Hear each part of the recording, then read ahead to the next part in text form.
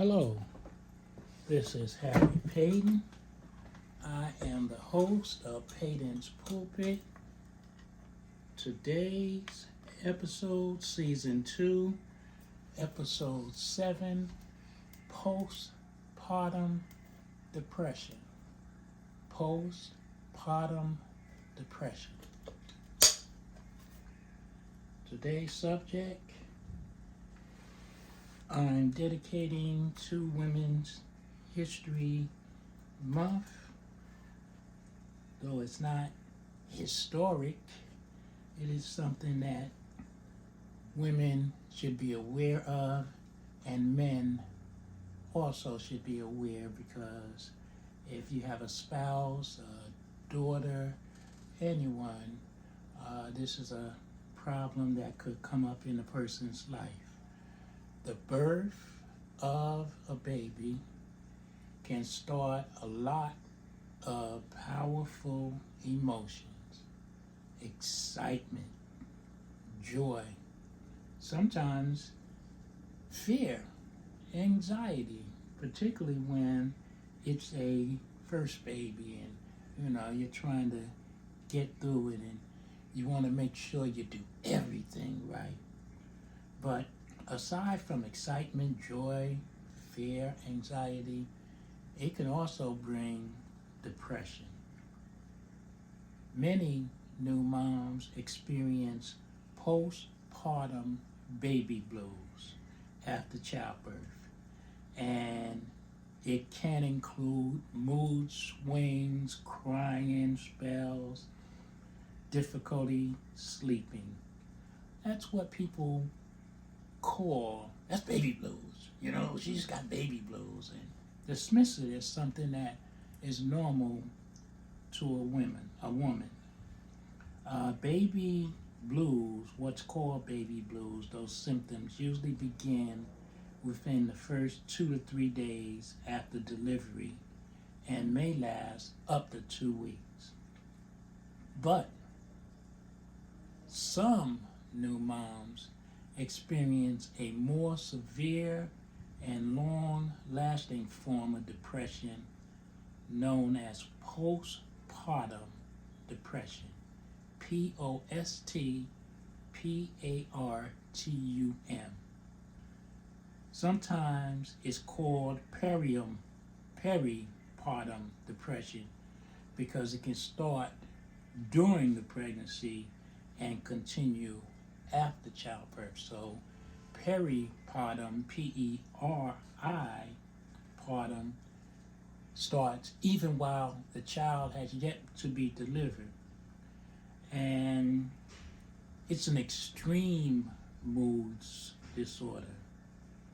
And the most extreme mood order is postpartum psychosis. That's when things are really extreme and you really react differently. Many moms don't want to hold the baby, get very upset being around the baby. That could be a psychosis. So that is different. That you really should get immediate care from a doctor. But let's get back to postpartum depression. Postpartum depression is not a character flaw or a weakness. Sometimes it's simply a complication of giving birth. If you suspect that you have postpartum depression, prompt treatment can help you manage your symptoms and help you bond with your baby. Postpartum depression may be mistaken for baby blues. Baby blues is not really serious. It's just, wow. It's an overwhelming feeling for moms when, they give birth, and just a little down for different reasons. A lot of times, maybe reasons that don't seem like reasons. The big stomach, I'm fat now. Just the body recovering from 9 months of pregnancy. That's kind of baby's blue type depression.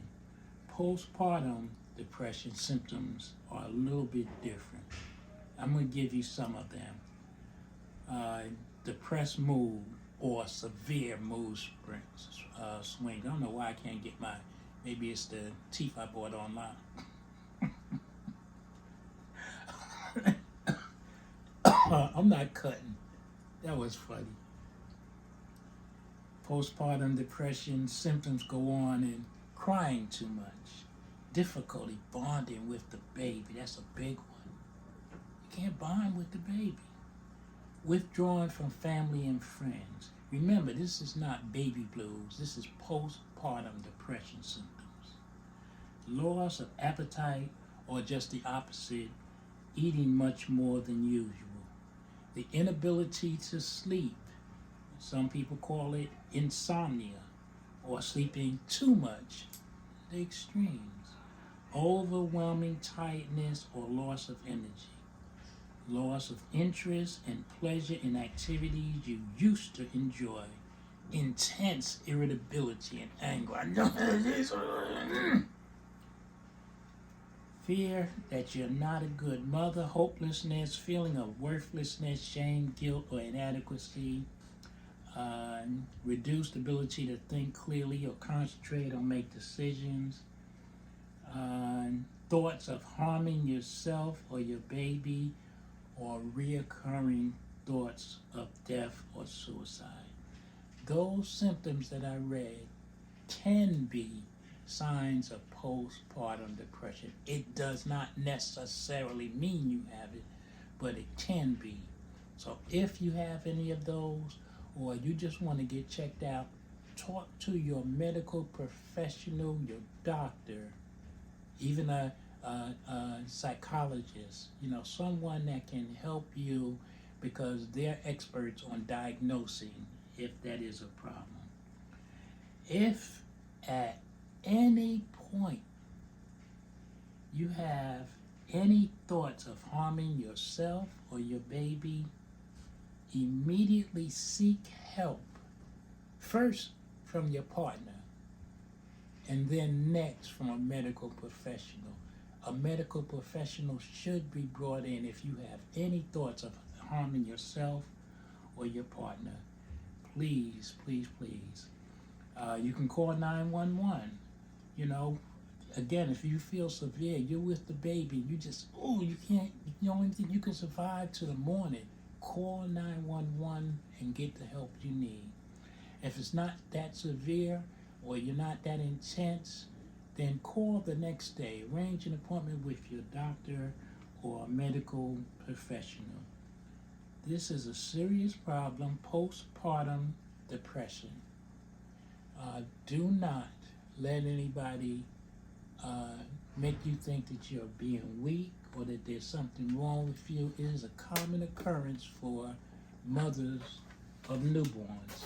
Even experience, in other words, a mother that might have 7 kids already can still have postpartum depression, or the more severe one, which is postpartum psychosis. Please, please, please look into it if you suspect it. Even if you're wrong and it's not what you have, it's better to go to the doctor and let them diagnose it. Just wanted to bring that in this month that we celebrate Women's History, because we want all mothers and all babies to be happy and not have any problems that overwhelm their life, like postpartum depression or postpartum psychosis. Hopefully this helps, and also if you know of anyone, friends, family, someone, be that person to give them this information. To God be the glory. To God be the glory. Please, if you suspect you have postpartum depression, seek help.